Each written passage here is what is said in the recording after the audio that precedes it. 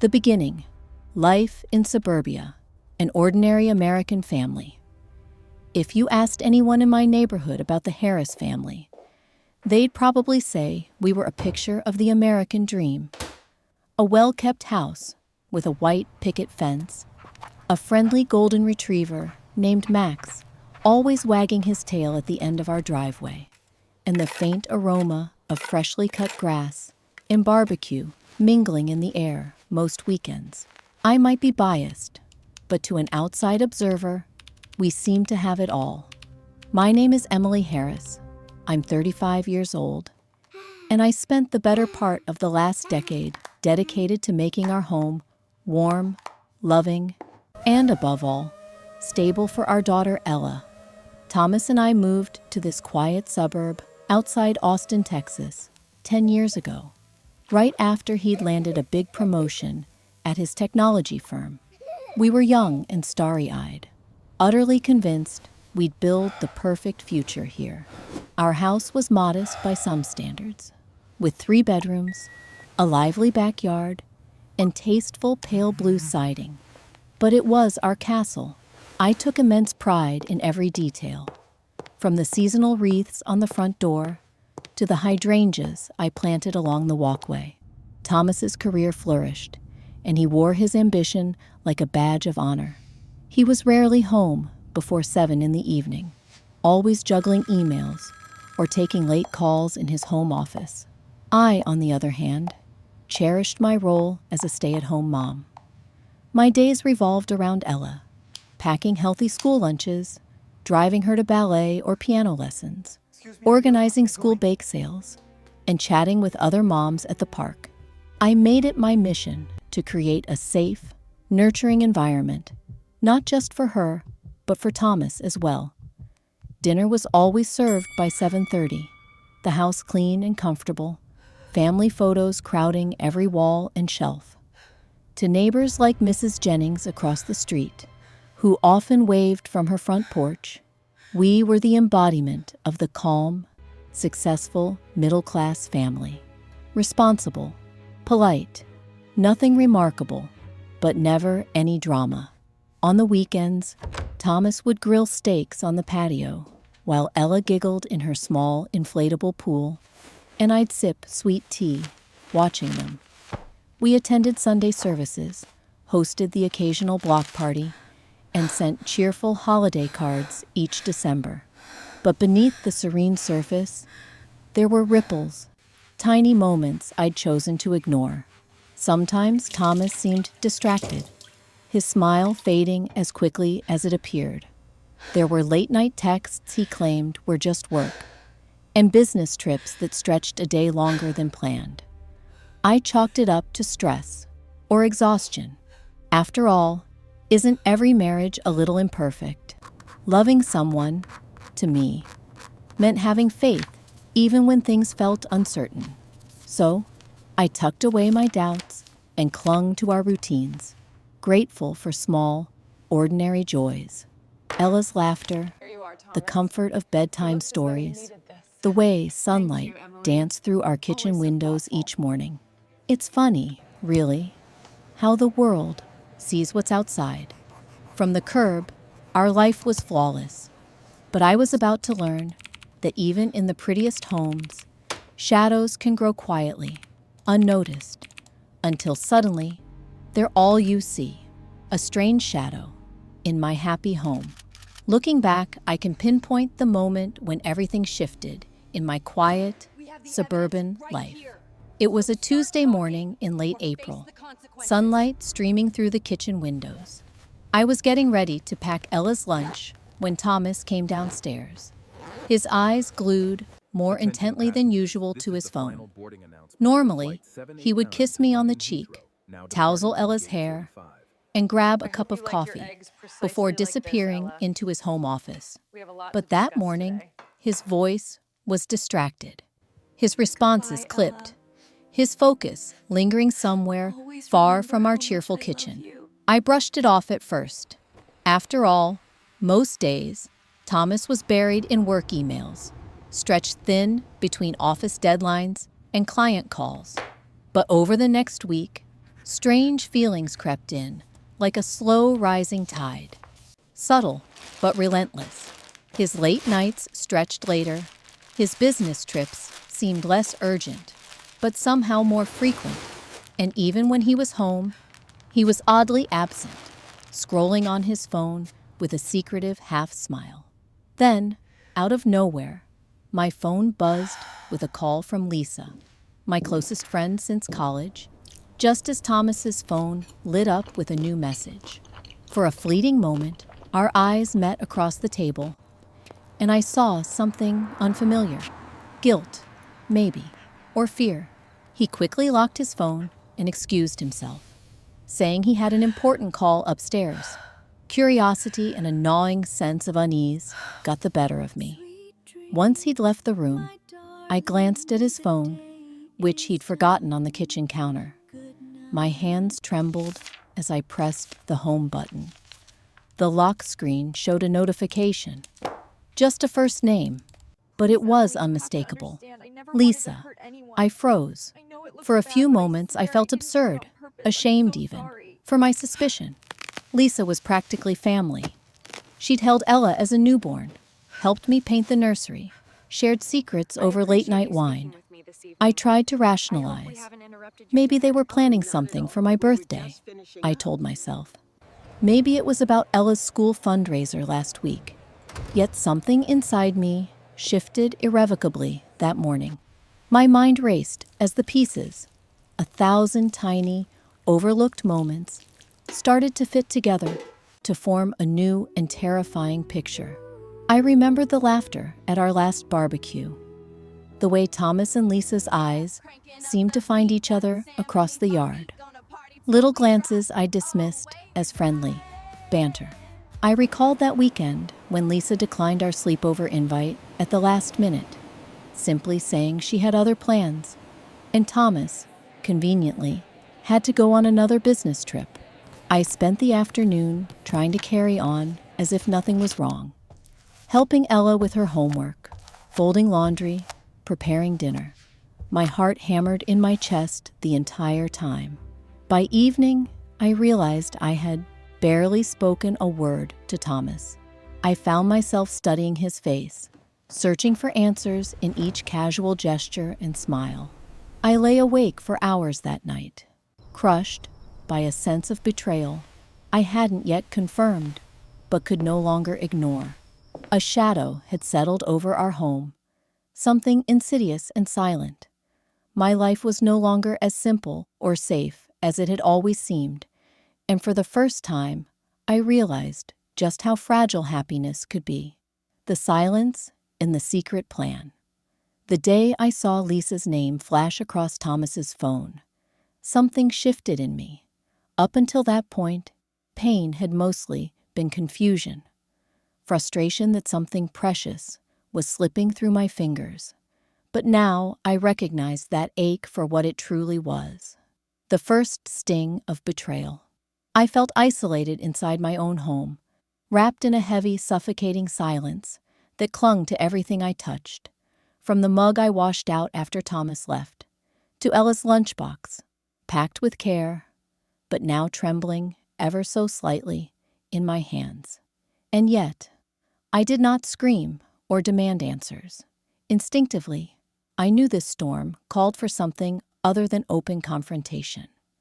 I remembered an old saying my mother used to tell me, "Still waters run deep." Growing up, I never truly understood how silence could be more powerful than rage, until that morning.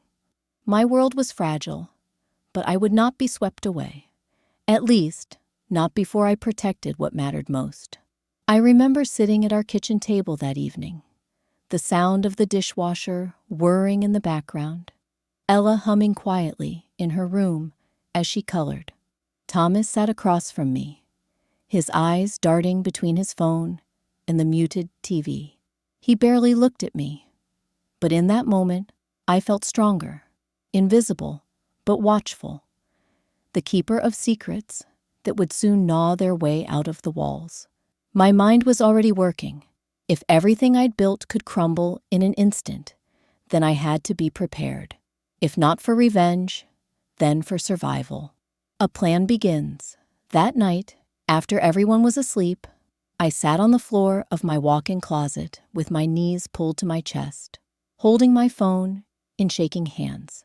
I started researching divorce law in Texas, how hidden assets were handled, what evidence was admissible in court.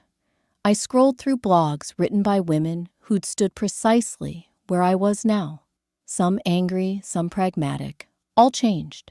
Their stories were both a warning and a lifeline. It quickly became clear that every move needed to be calculated. I started keeping a journal, hidden beneath a pile of old winter clothes, where I meticulously logged Thomas's late arrivals, receipts for dinners in neighboring cities, and sudden ATM withdrawals I hadn't authorized or even known about. I began to quietly snap photos of his credit card statements as I sorted the mail, noting names and locations that didn't match his business itineraries. At the same time, I made sure to be unfailingly polite, never giving him reason to suspect that I knew. I realized that if I wanted this done right, every interaction, every small exchange, had to be disarming. Let him believe I was still clueless, a devoted wife, slightly tired, perhaps distant, but rooted in my routines. My silence became my weapon, and I wielded it with more skill than I ever expected of myself. Protecting myself and my daughter. Financial independence had never been a priority for me. Thomas and I had shared everything: bank accounts, tax returns, even the small cookie jar savings we used for our little splurges. Now, I saw that blind trust as my greatest vulnerability. I made an appointment at the credit union under the pretense of opening a college savings account for Ella. Instead, I quietly opened an individual account in my name and began routinely transferring small sums: birthday gifts, bake sale earnings, a little cash stashed from the grocery budget, just enough to start building a safety net. I didn't want to arouse suspicion. On my phone, I set up a folder disguised with an innocuous label, filled with screenshots of messages that felt off, and photos of hotel receipts that Thomas tossed on the kitchen counter. I copied contacts from our address book and wrote down numbers that I didn't recognize from his call logs. If I couldn't make sense of everything now, I'd at least have a record for a lawyer later. The hardest part was keeping my composure around Ella. She was at an age where moods were contagious, a sigh too loud or a tear too visible, and she'd crawl into my lap, searching my face for answers I couldn't give. I made a vow, somewhere between the silent dinners and the careful bookkeeping, that her world would not collapse, not if I could help it, seeking counsel and quiet strength. After weeks of gathering evidence and quietly securing our finances, I took the hardest step. I asked for help. On a gray Friday afternoon, I sat across from a lawyer in a small, tidy office on Main Street, my heart pounding so hard I could barely hear his greeting. His manner was calm, almost clinical, as he outlined my rights, what proof I would need, and the safest process for separation if things turned ugly. I left the office with a manila envelope bulging with pamphlets, contingency checklists, and his card with "call anytime" scribbled on the back. It was a sobering moment, seeing my life reduced to bullet points and evidence lists, every memory now a potential weapon or defense. But with each step, I felt power seeping back into my body. I wasn't just a victim waiting for her life to explode. I was a mother, a woman, and, slowly, someone who could rebuild. Over the coming weeks, I continued to play my part outwardly, using the silence I'd cultivated to observe rather than accuse. I gave Thomas little more than I needed to, never picking fights, never prying, but letting him believe his secret was safe. I started dropping Ella off with my sister on Saturday mornings, giving myself windows of time to meet with my attorney, organize paperwork, and think through next steps. Every move was deliberate. Every day, another brick in the wall I was constructing to hold the flood at bay. At times, the burden of secrecy nearly crushed me. There were nights I'd wake to the sound of Thomas moving around the house, and for a breathless moment, I feared discovery. But then, I would see Ella's nightlight flickering softly down the hallway, her gentle snore muffled behind her bedroom door, and I would steel myself all over again, an evolving resolve. Funny, how much strength you discover when you have something, someone, worth protecting. My silence was not cowardice. It was the careful, measured patience of a woman determined to face the loss of her dream. Yes, but to do so on her own terms. The Emily I'd known before, the one who believed love could endure any storm, was slowly being replaced by someone more resilient and infinitely more cautious. I found solace in routines that kept life moving. Making pancakes Saturday morning, walking Max along quiet, tree-lined streets, showing up for Ella's piano recitals with a steady hand and an unwavering smile. It was a dance, grieving what was lost even as I prepared for what was to come. With each day that passed, the evidence grew, and so did my resolve. I was no longer a ghost in my own home, quietly suffering. I was a woman waiting for the right moment, a moment that would come inevitably, with the same quiet certainty as dawn after a long, sleepless night. When that moment came, I promised myself I would not falter. I'd be ready, and I would not let this betrayal define our story, mine or Ella's. My silence held not fear, but strength, and with every passing day, I found just enough bravery to keep going. Sleepless nights and my resolve to protect Ella. The house was always quietest after midnight, silent in a way that only seemed to magnify every thought inside my head. Through the half-open door, I could see the soft glow of Ella's nightlight, the gentle rise and fall of her chest, her arms wrapped around that old stuffed bunny she's slept with since she was 3. Across the hall, Thomas slept the deep, undisturbed sleep of a man who believed his secrets were still safe, his phone face down on the nightstand, his breathing even and oblivious. I, on the other hand, became a creature of the quiet hours, wandering the halls or sitting in the living room's blue twilight, unable to settle the constant ache that twisted in my gut. Some nights I would read, but the words would blur on the page. Other nights, I'd simply watch the shadows from the streetlights crawl across the ceiling, my mind spinning through questions in worst-case scenarios.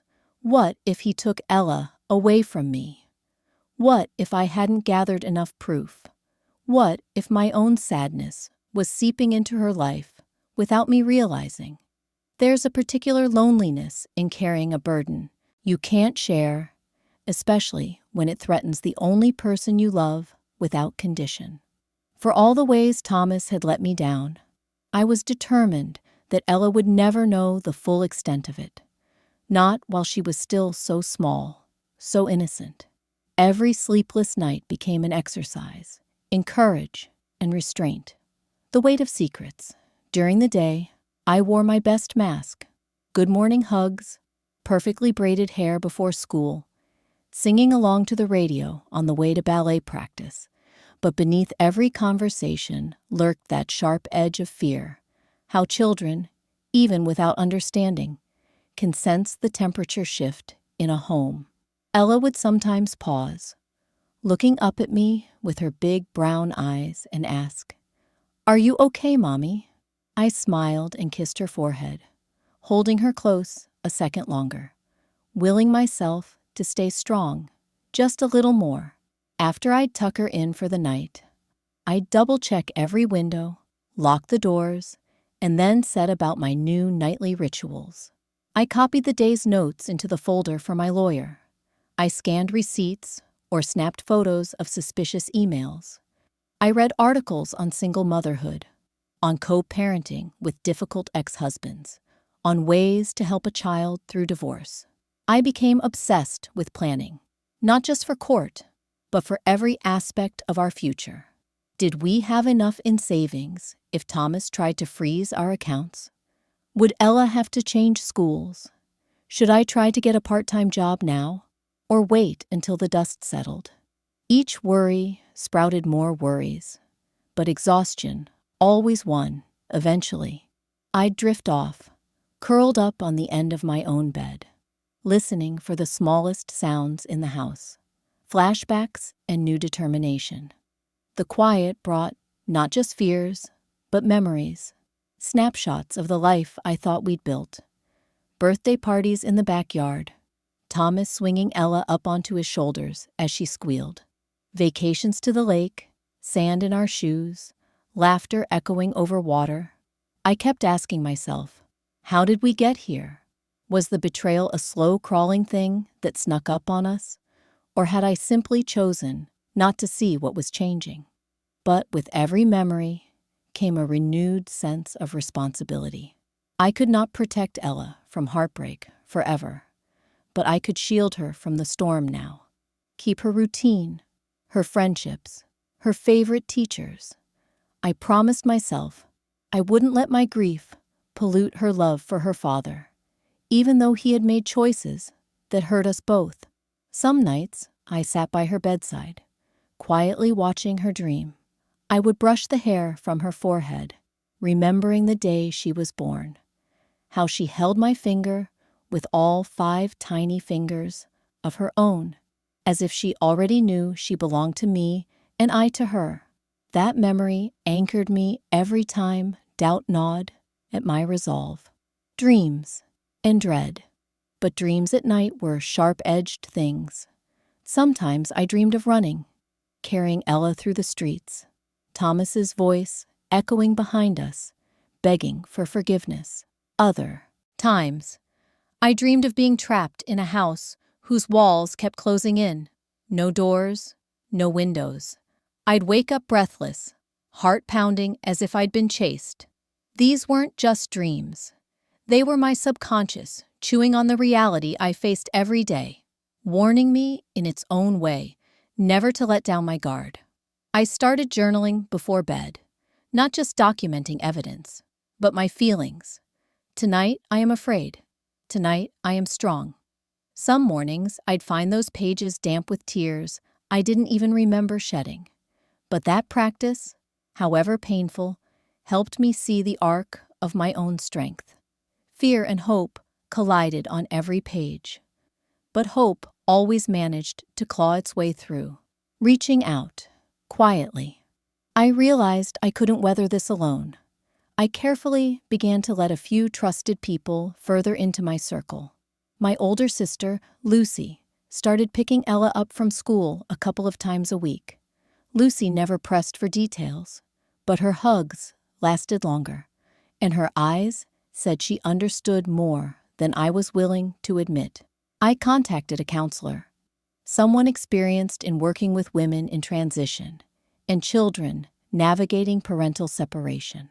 At first, speaking to a stranger about my pain felt almost like a betrayal, but each conversation helped untangle knots I didn't know how to loosen myself. The counselor gave me practical advice: how to speak to Ella honestly without frightening her, ways to spot signs of anxiety in children. We practiced the conversation I'd eventually have with Ella.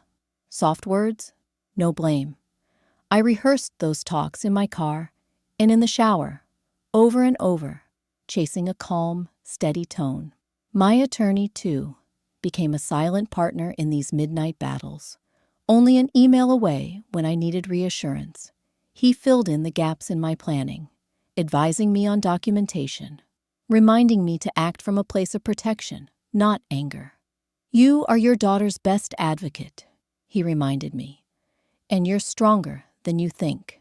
Ella's light I clung to the routines that made Ella's world feel safe. Saturday mornings, we baked pancakes in the kitchen and built forts of pillows in the living room.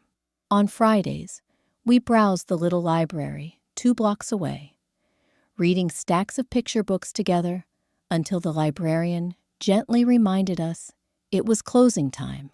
Those moments grounded me. If I could protect her laughter, her curiosity, her belief that the world could be kind, maybe everything else would fall into place.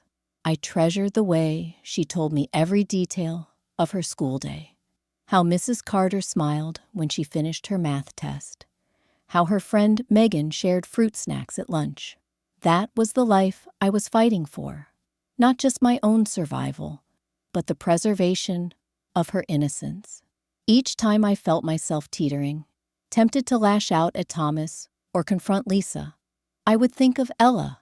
I would revisit the memory of her rushing into my arms after ballet. The way she'd say, "Love you more than 1,000,000 stars, Mommy." That made it possible to hold on to my silence and stick to my plan. A mother's promise. The hardest truth I faced. I could not control what Thomas or Lisa would do next. Maybe they were more careful now. The fateful day in court. It's strange how a single day can feel like the culmination of a lifetime. How every moment, every minute detail, every heartbreak, and every quiet act of courage seemed to converge on a single morning. For me, that morning dawned gray and cold. A Wednesday that bore the weight of everything I'd endured, everything I would fight for. The courthouse in downtown Austin was an unimposing brick building you might drive past 100 times and never notice. But on that morning, to me, it looked like the gateway to a new, terrifying, and necessary future. I woke before the alarm, hours before sunrise. For a long time, I just lay there, listening to the quiet tick of the wall clock, watching the dim blue outlines slip across our bedroom ceiling. Thomas was asleep beside me, deep in the kind of sleep I hadn't known in months. For a moment, I wondered how he could be so composed, whether guilt ever woke him at night, if he secretly rehearsed justifications for what he'd done. But I pushed the thought away. I refused to enter this day with bitterness as my fuel. Today was not about revenge. It was about Ella. It was about dignity. It was about drawing a line in the sand, finally choosing to protect myself. I was quiet as I slipped from bed and into the bathroom. I moved mechanically. Shower, hair, makeup, the charcoal skirt suit Lucy had insisted I buy last week.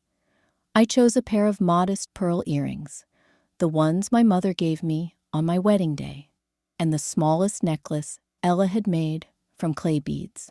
They were tokens, one for the woman I had promised to be, one for the mother I refused to let go. In the kitchen, I poured myself coffee, though my hands shook so much I nearly spilled it.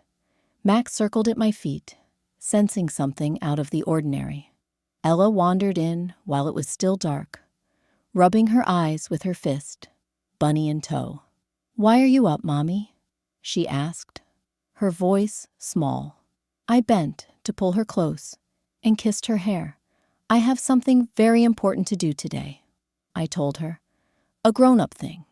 But Aunt Lucy's going to pick you up from school, and you two are going to have a special pancake breakfast before. You'll tell me all about it later, won't you?" She nodded, the way children do when they trust you completely. I wished, for her sake, that trust never had to be broken. Thomas entered then, freshly shaven and dressed, betraying nothing of the day's gravity, except for how he avoided my eyes. We exchanged logistical words over the breakfast table. No arguments, not even coldness. We had both become so practiced at this, the choreography of 2 lives running parallel. But under the surface, I felt the tension, like a wire stretched too tight. Lucy arrived right at 7, calm, practical, the older sister who never wavered. While she poured syrup for Ella, she squeezed my shoulder and whispered, "You are stronger than you think, Em. Let today be a chapter, not the whole story." I hugged Ella extra tightly before I left, inhaling the scent of her shampoo as if I could bottle it for courage. The drive downtown was surreal. I half expected the world to look different, for the sky to reflect the thundering in my heart. But everything outside was ordinary. School buses loading up, joggers out with their dogs, a man at the crosswalk picking up his dropped keys. I practiced my breathing, replaying the lawyer's checklist in my mind. Facts, not feelings. Stay calm. Let your evidence speak. This is not a movie. It is your life. The courthouse lobby buzzed with a quiet, official sort of tension. I found my attorney, Mr. Benson, reviewing a folder bulging with evidence. The printed messages, the receipts, the account statements annotated in my trembling handwriting. He greeted me with a reassuring nod. Just enough humanity in those lawyer eyes to make me feel, for a moment, less alone. "You've done everything you needed, Emily," he said quietly. "Let's get through this." The waiting room was filled with strangers, each insulated in their own worry. Wisps of anxiety and hope hung like invisible cobwebs. Thomas arrived a few minutes before our hearing, flanked by his attorney, a woman whose presence somehow made him seem smaller. He glanced at me, just once, as if by accident. His face was pale, his jaw set. I wondered what story he was telling himself to get through the day. When our names were called, I steadied myself, squared my shoulders, and walked into the courtroom as if I belonged there. It was smaller than I'd imagined. Just a wood-paneled rectangle with a judge's bench raised a few feet off the floor. There were no spectators besides a few clerks and bailiffs. The proceedings were private, a mercy I hadn't realized I'd need. The judge was a woman in her early 50s, with a stern jaw but kind eyes. Her black robe lent a gravity to the room, but her voice was soft, almost gentle, as she explained the process. I sat at one table with Mr. Benson, Thomas at another with his attorney. I could feel the thump of my heart with every tick of the second hand on the wall. The testimony felt both endless and instant, days packed into hours. My lawyer began with facts: our marriage certificate, Ella's birth records, 10 years of tax returns. He laid each piece before the court like stepping stones. Then, the evidence. Printed messages between Thomas and Lisa, timestamps matching business trips with hotel reservations, dinners 2 cities away, credit card records for gifts I'd never seen, an email with an attachment, a photo of Thomas and Lisa, close together, his arm around her waist, their faces unguarded by the performance we'd all mastered. I kept my hands clasped, knuckles white under the table. I had rehearsed every emotion out of my answers. When the judge asked me to speak, I told my story simply: how I'd noticed changes, how I'd tried to save my marriage, and how, finally, I'd realized I needed to save myself and Ella. Thomas did not deny the affair. When pressed, he looked at the tabletop and answered with monosyllables. His lawyer tried to paint a softer picture, but the facts were too clear. Lisa herself, once the friend I trusted with my child's life, did not show up. She sent a statement, read aloud by her own attorney, explaining nothing and apologizing for nothing. There was a moment, late in the hearing, when the judge asked if I had anything left to say. I looked at Thomas then. For a heartbeat, I wanted to rage at him, to ask how he'd thrown us away, if he ever thought of Ella. But I didn't. Instead, I focused on what mattered. "All I want," I told the judge, "is stability for my daughter and a home where she can grow up safe and loved. I want to protect her, not just from someone else's choices, but from bitterness and anger. I want to move forward. There was something liberating about saying it in that room. Not just surviving, but choosing what comes next. The judge recessed for almost an hour to consider her decision. I sat numbly, hands in my lap, replaying every word. Mr. Benson tried to distract me with talk of next steps, logistical plans for custody schedules, property separation, mediation if needed. None of it penetrated. Sometimes you need to sit inside your pain to really feel the shape of it. And that waiting room, 4 blank walls, the hum of fluorescent lights, became my crucible. I thought of Ella, at her pancake breakfast, probably laughing with Lucy. I thought of all the women I'd read about in my midnight research, each one tracing her own difficult path through the wilderness. I told myself that however the gavel fell, I would walk out of here having tried, for both of us. When we returned to the courtroom, the decision came with an odd mercy. The judge spoke quietly, directly, explaining not only what she decided, but why. Thomas and I were granted joint legal custody, as was usual, but I would be Ella's primary caretaker, her home with me. The judge acknowledged how thoroughly I had documented not just Thomas's betrayal, but my attempts to maintain a peaceful, stable home for our daughter. Most of our assets, our savings, and the house itself were awarded to me to give Ella the best chance at stability. Thomas, visibly shaken, nodded once. For the first time since this ordeal began, I saw him as fallible, not simply the betrayer, but a man who had lost the thing he'd never expected to lose. The courthouse emptied quickly afterward. Thomas lingered by the doors, gathering his things with the sad efficiency of someone packing up a former life.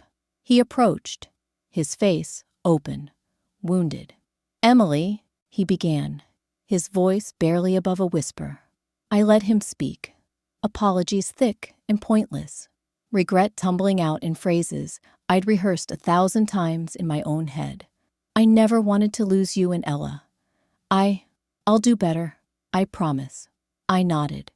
We stood there, 2 people with a past, but no future, holding only the memory of what we'd shared and what we'd lost. Outside, the air seemed brighter, fresher. The sky had cleared. Lucy's car pulled up at the curb, Ella running ahead, pigtails bouncing, her smile as big as the sunrise. I bent to gather her in my arms, breathing in the honest, hopeful smell of her hair. She chattered happily about syrup and strawberries, and I managed a laugh that felt as if it belonged to a new person. For the first time in months, to my own surprise, I felt light. As I buckled Ella into the back seat, Lucy squeezed my hand. "You did it, Em. You did every hard thing you said you'd do." We drove away from the courthouse slowly, Austin's skyline retreating in the mirror. I didn't know what tomorrow would bring. Anger still hung somewhere in the periphery, and sadness too. But I had done what was needed. I had chosen Ella, and I had chosen myself. I had faced the storm and found, at the heart of it, an unbreakable calm. The fateful day in court was, in the end, not an ending at all. It was a threshold, a hard-won beginning. And as the city blurred behind us, I felt hope, soft and uncertain, but real, returning to my life and to Ella's, at last. The price of betrayal.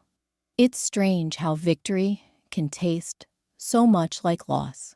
The days after the court's decision drifted past in a haze, like waking up from a storm, only to find you're standing somewhere entirely new, the old world irretrievable behind you. My name was on the deed to the house. The bulk of our savings belonged to Ella and me now, and I was the one unfolding clean sheets and brewing coffee in the kitchen every morning. From the outside, it might have looked like justice, but inside, I felt only the hollow ache of everything our family's unraveling had cost. There was, to be fair, a certain relief, a physical lightness that settled in my arms and chest once the threat of daily discovery, confrontation, and dread was gone. But as I moved from room to room in those first solitary days, it became clear that the true price of betrayal isn't measured by what you win or lose in court. It's measured in the quiet moments, in the spaces left vacant by trust. Haunted hallways. Thomas had moved his things out with quiet efficiency. One weekend, when Ella was with Lucy, he came to the house, his old house, with cardboard boxes, in the kind of politeness you reserve for strangers. He packed silently, only breaking the silence to ask, "Should I leave this for you?" About something we'd bought together, a coffee grinder, a photo frame, our wedding album. We sorted our shared past, like people picking through a thrift store. What will you keep? What can you part with? What is too weighty or tattered to be useful to anyone now? In the end, I kept more than I meant. Some, because I wanted them. Ella's baby shoes, the recipe book I'd used for every birthday cake. Others because I could not bear to see them claimed by a man who'd proven so careless with what we'd built. The house sounded different at night with one less occupant. The kitchen echoed. The living room felt too large. The muted thump of Max's tail against the floor my only company. Sometimes, even in sleep, I'd hear Thomas's voice, faintly, his laughter, the scratch of his pen during late work calls, the slow hush of him tucking Ella into bed. The echo was never quite him, just the memory of safety that used to fill these rooms. Betrayal's ripples people talk about the immediate pain, the crushing heartbreak when you discover the lies, the anger that rises up in the fire of confrontation. But nobody much warns you about the slow, silent unraveling that follows, the trust issues that find their way into the mundane acts of living. It was simple things at first. I'd open the mailbox and hesitate, wondering if the letter inside would be from a lawyer or bill collector or from Thomas, asking for one more thing. I'd see a notification light up on my phone and feel my stomach pinch before even reading the name. The routines I'd built for years, school drop-off, grocery runs, evening walks, suddenly carried the weight of being performed for one adult, not two. And yet, through each day, I felt the price of betrayal being paid in 100 invisible ways, in double-locked doors at night, in the way I hesitated before telling a friend the whole truth of how I was feeling, in the small but sharp doubt that crept in even when nothing was wrong at all. Ella's questions. For Ella, the transition was quieter, but no less profound. She was 7, old enough to know something had cracked, too young to name what had given way. She didn't cry when Thomas carried his boxes out of the house, but later, as I tucked her in, she asked, "Daddy's staying somewhere else now, right? Is it because you had a fight?" I gathered her into my arms, steadying my voice as best I could. "Mommy and Daddy aren't going to live together anymore. But we will both always love you, and you'll still see him whenever you want. This isn't your fault. Sometimes families look different, but the love doesn't have to change." The counselor had coached me in these words, but they still tasted bitter, coming out, the price of honesty, pressing against my ribs. There were more questions, trickling in days and weeks later. Why can't Daddy come to breakfast? Why does he call instead of coming over? Will I live in 2 houses? I made my answers simple and true, building a little fortress of reassurance around her heart. Even so, I could not protect her from every pang of disappointment. That was the price of someone else's choices, the collateral damage that betrayal leaves behind. The outside world. My friendships changed, too. Some in obvious ways, others in subtle. The other moms at Ella's school were friendly, but there was sometimes a flicker of curiosity in their eyes. You think you know who your allies are, but divorce has a way of shifting fault lines in a community that prizes appearances. A few people surprised me. Mrs. Jennings from across the street started leaving tiny bouquets on my porch, wildflowers and sprigs of rosemary wrapped in paper towels. No note except a smile through the window. Lisa, the friend who had once been like a sister, disappeared entirely. Even that, I realized, was a kind of price. The betrayal had not just cost me a husband, but a lifelong friend. The silence between us, so thick and sharp at first, smoothed into an ache that never quite faded. Lucy, my sister, drew in closer than ever. There were days when I doubted I'd survive the storm without her. If there was a gift in all of this, it was the ferocity with which she stepped into the hollow places, helping with school pickup, insisting we find small joys, reminding me, during my lowest dips, that I was not defined by what had happened to me. Rebuilding trust in myself. In the shadow of betrayal, I found myself doubting my own judgment. How could I have missed the signs? Why did I believe so easily in the goodness of someone who could lie so well? Every time I tried to make a simple decision, from handling finances to what to say to Ella, I second-guessed myself. Trust, once lost, is not easily restored, even with yourself. But inch by inch, I started taking ground back. I learned how to manage the budget without checking with someone else. I fixed the broken hinge on the backyard gate rather than waiting for Thomas to get around to it. I replaced the smoke detector batteries on my own, painted over the scuff marks in the hallway, and enrolled in an evening course, just once a week, something for me. These were small victories, but they mattered. For years, my self-worth had been anchored unconsciously to the smooth operation of our family. A tidy home, a settled child, a satisfied husband. Suddenly, none of those metrics applied. Rebuilding my confidence meant learning to see value in the way I navigated uncertainty, in how I comforted Ella, in choosing not to become hard just because the world had hurt me. Thomas's absence and presence.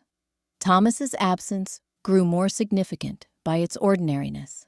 He called Ella every other night, sometimes stopping by to drop off snacks or attend her piano recitals. We maintained a civil distance, coordinating shared custody like colleagues on a tedious project. There were no fights, but the ease of shared intimacy was replaced by a careful choreography. Who picks Ella up on Friday? Should we both go to parent-teacher night or take turns? Polite, scripted texts replaced the quick warmth of previous years. Sometimes, I saw the cost reflected in Thomas's own expressions. The pinch of regret around his eyes when he thought I wasn't looking. The clumsy attempts to connect with Ella on weekends when their time together fell into silence. The price he paid was different, but real. The loss of daily joys, the slow erosion of memories tainted by his own actions.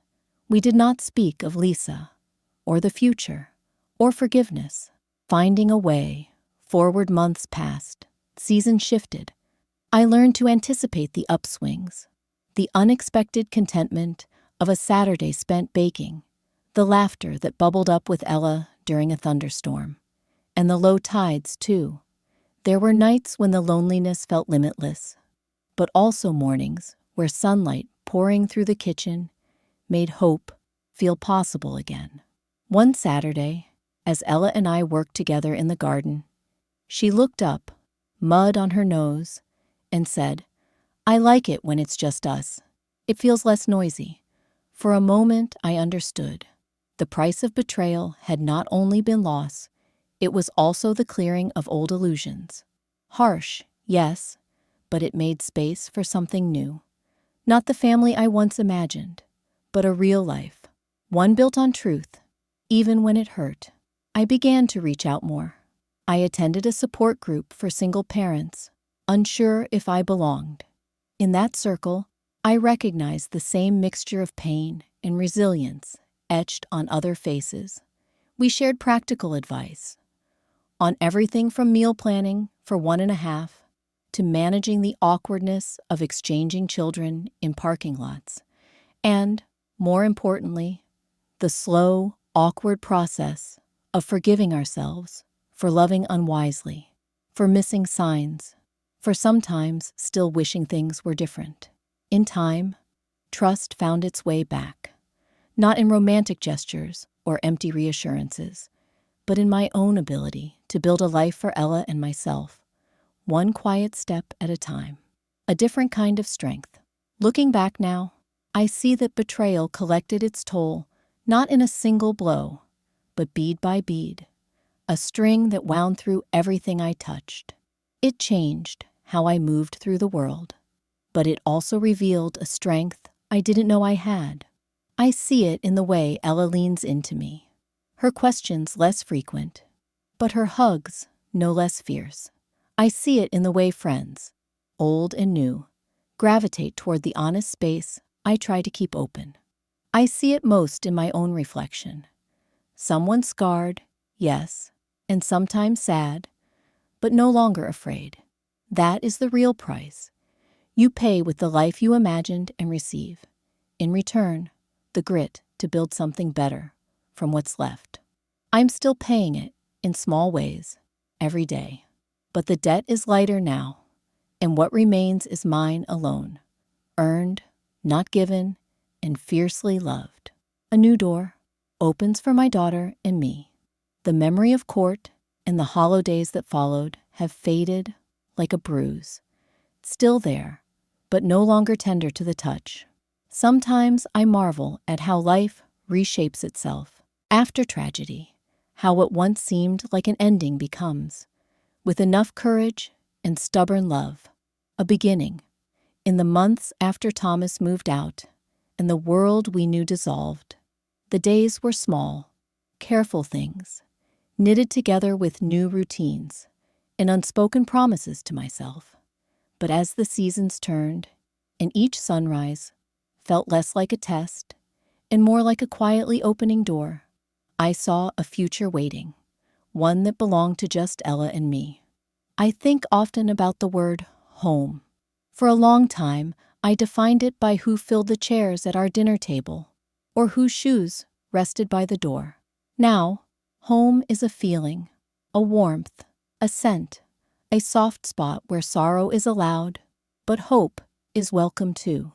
It's the cozy clutter of Ella's crayons spread across the kitchen table, the sing-song chirp of her voice echoing down the hallway, the knowledge that here, at last, there are no secrets twisting in the shadows. Here, everything true can breathe. Learning to breathe. Again, that first summer, the world felt raw and vivid. With Thomas gone for good, I was determined to claim every inch of our lives back. I signed Ella up for swimming lessons at the community pool. I joined a book club at the library, and I started every day with the windows open, letting in sunlight and all the unfamiliar sounds of our neighborhood. Change was awkward. There were days I made instant noodles for dinner and collapsed into bed before Ella finished her bedtime story. On others, I found small triumphs, baking bread from scratch, teaching Ella to ride her bike without training wheels, fixing a leaky faucet on my own with YouTube's help, and considerable cursing. For weeks, I moved briskly, almost frantically, afraid that if I slowed down, grief would find a way to creep back in. But I learned, as the months slipped by, that peace arrives quietly. Sometimes you look up while washing dishes and realize you've been humming. Sometimes you catch yourself laughing, really laughing, at Ella's jokes, not because you're playing along, but because the joy is real. Little by little, happiness returned, not as a flash, but as a slow, gentle thaw, building new traditions. What helped more than anything was inventing rituals that belonged just to the two of us. Saturday afternoons became adventure days. Sometimes we'd pack peanut butter sandwiches and drive to the hiking trails outside Austin, searching for wildflowers and letting Max run ahead, tail wagging like a flag. Other weekends, we'd turn the living room into a fort city, reading by flashlight and making shadow puppets on the wall as rain drummed gently against the roof. I let Ella pick the magic dinner one night a week. Whatever she wanted, no rules. We ate breakfast for dinner, or popcorn and apples during movie marathons. There were nights when the echoes of the past pressed close, when I'd hear the faintest sound that reminded me of Thomas, and my chest tightened.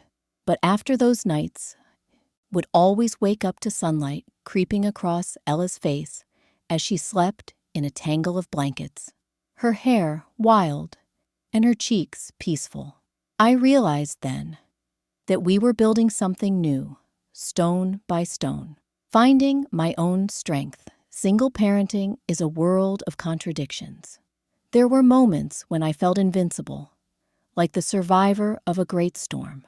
But there were mornings, too, when the silence in the house was so dense it seemed to swallow me whole.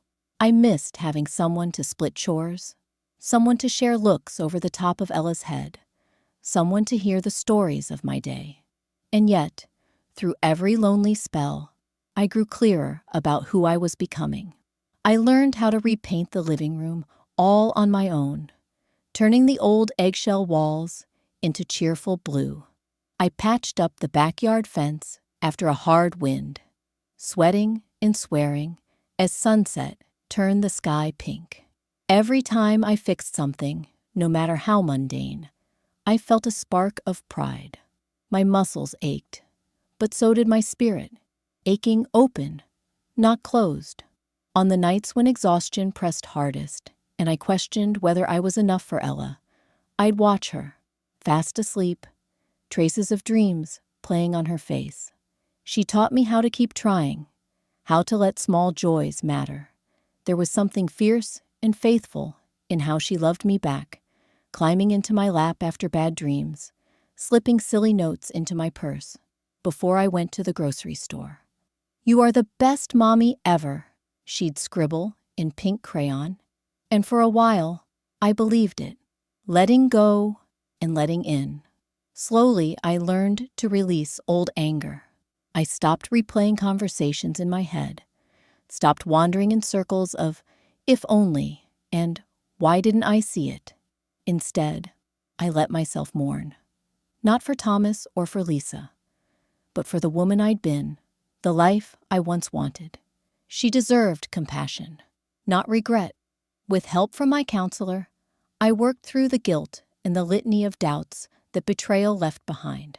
I made peace with the idea that Ella would have 2 houses, 2 birthdays, 2 parents loving her from separate, sometimes awkward, corners of her life. I apologized to her when I was short-tempered and celebrated with her when things went right.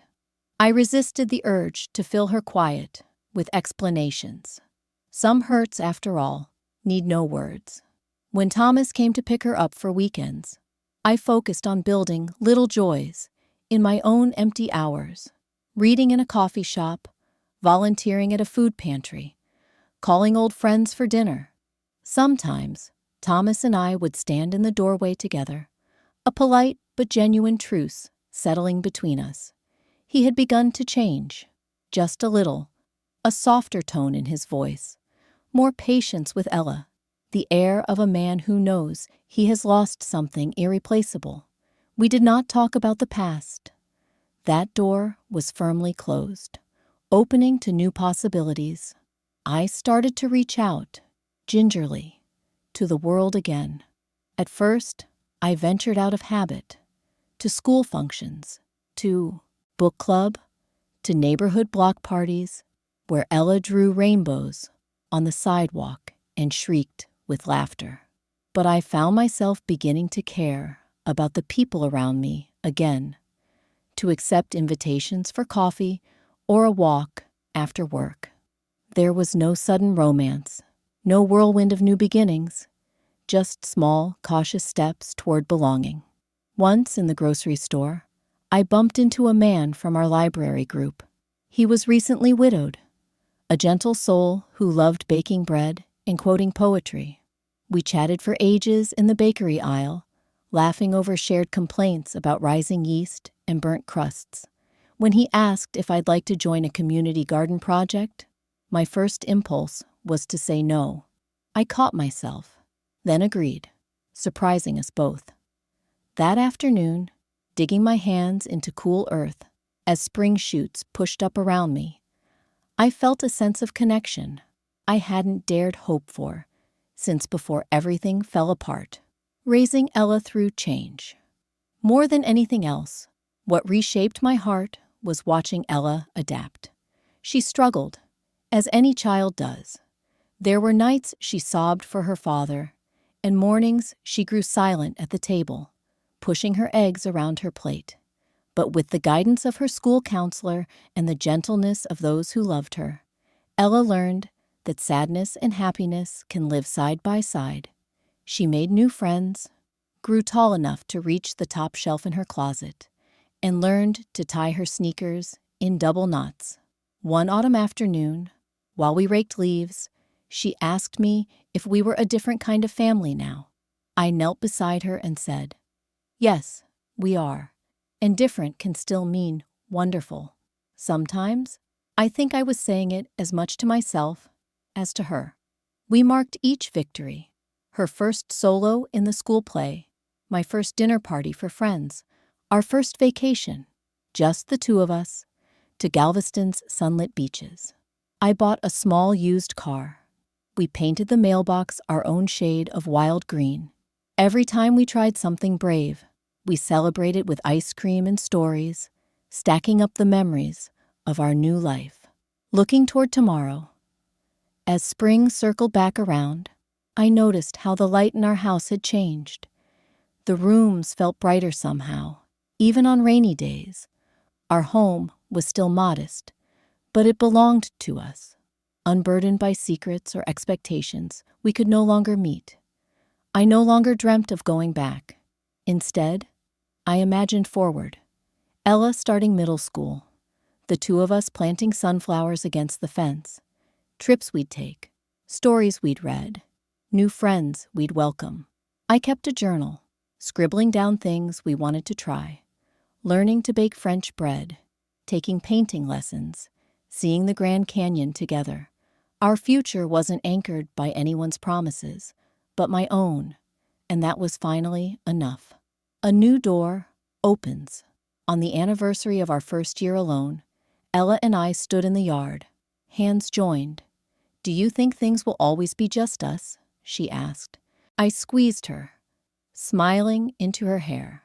"I think it will always be us, and maybe, one day, a few more people who love us. But you and me, we're the beginning. The rest is what we make together." That evening, we tossed open all the windows, every door, letting the breeze swirl through the rooms. I watched as Ella spun in circles, arms wide, laughter spilling out of her like sunlight. Free and fearless. It would never be the life I'd imagined all those years ago. But as I leaned against the doorway, looking at my daughter and the world we were building together, I was grateful for the pain that had cracked us open, for the courage to begin again, and for every new day that beckoned us through the open door into hope.